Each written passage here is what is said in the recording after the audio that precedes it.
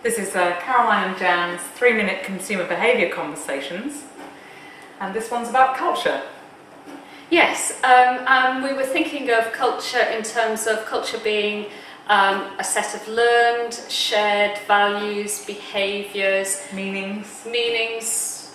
That are relatively enduring, although they do change over time, and they're assumed, they're taken for granted. Yeah, I mean, culture's a huge subject, isn't it? And that's part of the problem I think I have when I think about it, that you could spend your life actually examining and trying to understand the culture at a given point in time, because as you say, cultures change over time as well. That's right. And so when we're looking at culture, we have to be aware that we are perhaps sometimes being a little bit superficial, particularly when we're just looking at it as in terms of one input on consumer behaviour.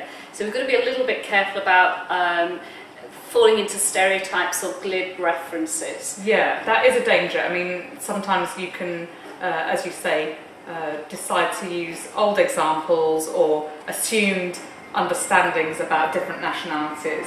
And I think that's why having some kind of a model or a framework can help. And Hofstede is a good example of a framework that helps us. Cultural dimensions.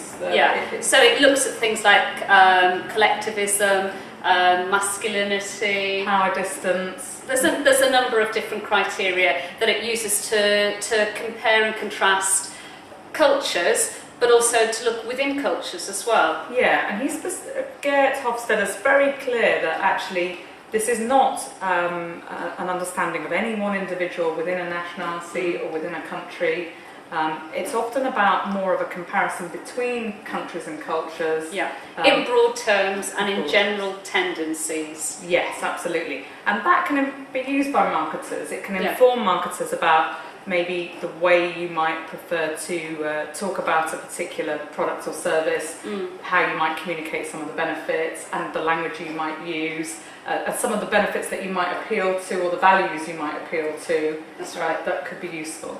And Hofstede is a really good structure, but if we're going to use it, we need to back it up with some evidence in terms of up-to-date data on actually what people are doing. So the sources that you could use for that might be... I mean, Mintel is great for the UK data, and that's really good. Sometimes Mintel data can be from for other countries, but we tend to have UK data.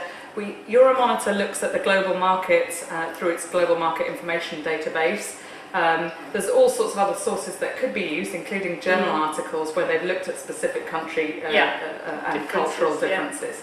So you need to get your data and certainly not just use your own understanding or your own assumptions about any particular culture or behaviour based on nothing in specific. So if we wanted to summarise this, we've got a big topic. It's easy to be glib.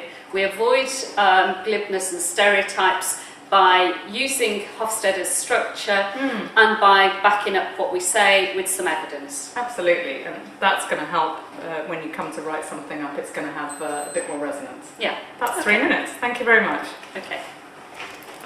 Let's see what that